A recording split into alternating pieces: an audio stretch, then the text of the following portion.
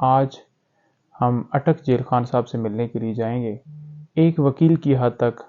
Jail حکام نے الاؤ کیا ہے،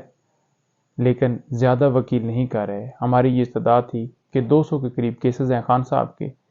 تو قانون کے مطابق ہمارا حق ہے، جیل مینول کے مطابق کوئی پابندی نہیں ہے، 1 جائے 2 جائے 4 جائیں، لیکن ہماری استدعا منظور نہیں کی گئی۔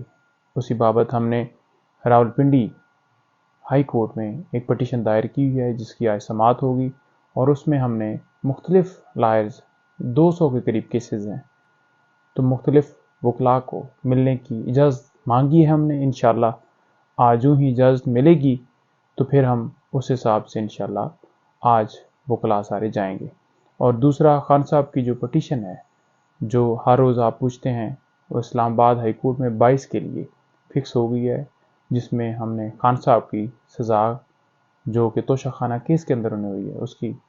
معطلی کی استدعا کی ہے۔ تو انشاءاللہ جو ہی وہ سماعت ہوگی تو خان صاحب کی انشاءاللہ بیل ہو جائے گی۔ اور اس کے ساتھ ساتھ جو کھانے کے حوالے سے تھی، وہ آج چیف صاحب چھٹی پہ ہیں،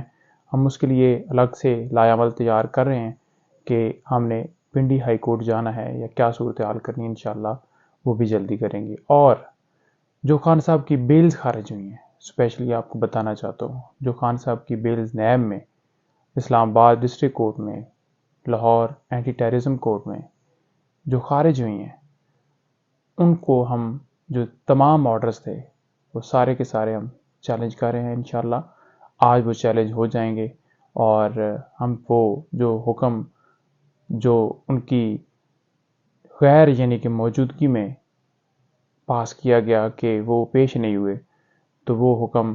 معطل کروانے کے لیے ہم انشاءاللہ آج کورٹ میں جائیں گے اور استدعا کریں گے کہ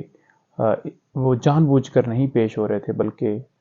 اٹک جیل کے اندر قید تھے اور ان کو طلب کروایا جا سکتا تھا، تو لہٰذا وہ جو ضمانتیں خارج ہوئی ہیں وہ بحال کی جائیں۔ Thank you so much.